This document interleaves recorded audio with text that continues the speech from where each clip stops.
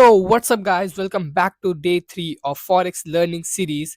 तो डे 2 में हमने सीखा था कि फॉरेक्स पेयर्स मूव कैसे करते हैं। आज हम लोग करेंसी पेयर्स के बारे में थोड़ा और जानेंगे। तो पहले एक बार रिवाइज कर लेते हैं कि करेंसी पेयर क्या होता था। फॉर एग्जांपल हमने यूरो यूएसडी ले लिया, तो इसका मतलब होता है कि हम लोग यूएस कितने यूएसडी देकर कितने यूरो खरीद सकते हैं। तो इसमें यूरो हमारा बेस करेंसी हो जाता है और यूएसडी हमारा कोट करेंसी हो जाता है। यूरो मतलब जो हम बाय सेल कर रहे हैं, और यूएसडी जिसके बदले हम बाय सेल कर रहे हैं। फॉर एग्जांपल अगर यूरो यूएसडी 1.10 चल रहा है, तो इसका मतलब होता है कि एक यूरो 1.10 डॉलर्स में मिलेगा। जब भी प्राइस ऊपर जाती है, तो इसका मतलब ये होता है कि बेस करेंसी जो है वो स्ट्रांग होती जा रही है, और अगर प्राइस नीचे जाती है, तो इसका मतलब होता है कि बेस करेंसी वीक होती जाती है। मेजर करेंसी पेयर्स, तो जो भी पेयर्स होते हैं जो यूएसडी के साथ पेयर होते हैं, जो जिसमें यूएसडी आता है, वो सबसे ज़्यादा ट्रेड होने वाले पेयर्स होते हैं, और 70 to 80% यहीं पे ट्रेड होता है।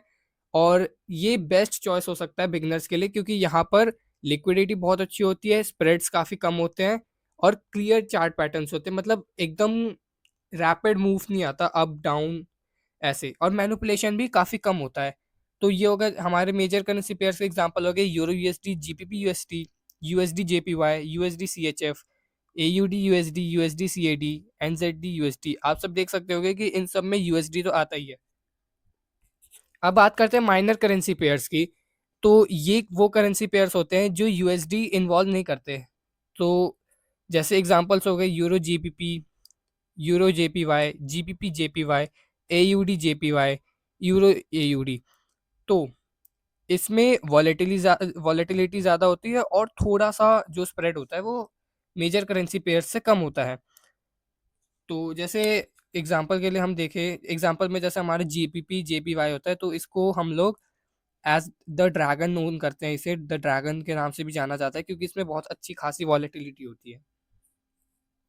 अब बात करते हैं एक्सोटिक करेंसी पेयर्स की। Pairs that include one major currency and one currency from developing country. ऐसे पेयर्स जो जिसकी एक करेंसी तो काफ़ी ज़्यादा स्ट्रांग होती है, बट जो दूसरी करेंसी होती है वो एक ऐसे कंट्री की करेंसी होती है जो डेवलप कर रही होती है। फॉर एग्जाम्पल हम लोग देख लेते हैं USD T R Y, USD Z A R, USD M X N, euro T R Y. तो इसमें से कुछ करेंसीज आप देख सकते हो, जैसे यूएसडी, यूरो, ये सब है जो कि मेजर करेंसी है जिनकी जो डेवलप्ड कंट्रीज हैं, जो डेवलप्ड नेशंस हैं। लेकिन अगर आप देखोगे तो T R Y, Z A R, M X N, ये ऐसी कंट्रीज है जो अभी डेवलप हो रही हैं। ये बिगनर्स के लिए बिल्कुल भी सजेस्टेड नहीं होता, क्योंकि यहाँ पर स्प्रेड्स काफ़ी ज़्यादा होते हैं, सडन शार्प मूव्स आते रहते हैं, और बिना वार्निंग के स्पाइक आ सकते हैं, कुछ भी हो जाता है इसमें। तो ये बिगनर्स के लिए बिल्कुल भी सजेस्टेड नहीं होता। हमें क्या ट्रेड करना चाहिए? जैसे मैं भी एक बिगनर हूँ, आप भी बिगनर है। हमें मेजर करेंसीज पे ज़्यादा फोकस करना चाहिए, जैसे euro USD, GBP USD, USD JPY. इनके चार्ट्स क्लियर होते हैं, और इनमें मूव भी अच्छे खासे आते हैं। हमें क्या क्या अवॉइड करना चाहिए? एग्जॉटिक पेयर्स, जिसकी अभी हमने बात करी थी, और जिस करेंसी में स्प्रेड्स ज़्यादा होते हैं, वो करेंसी हमें वो करनी चाहिए, अवॉइड करनी चाहिए। तो important concepts most beginners don't know. Major pairs move because interest rates, inflation, NFP, central bank speeches, जिसकी हमने पिछले वीडियो में बात करी थी। अगर आपने पिछला वीडियो नहीं देखा तो आप जाके देख लेना, उसकी लिंक डिस्क्रिप्शन में दे रखी है। कभी भी अगर आप ट्रेड करें, तो पहले इकोनॉमिक कैलेंडर हमेशा देखें कि कोई न्यूज़ तो नहीं आने वाला, कुछ होने तो नहीं वाला वर्ल्ड में, ऐसा कुछ जैसे कोई इवेंट आ गया, कोई न्यूज़ आ गया।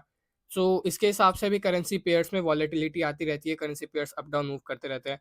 आज के वीडियो में बस इतना ही। मिलते हैं हम लोग फॉरेक्स लर्निंग सीरीज की डे 4 में। तब तक के लिए बाय। Subscribe this channel.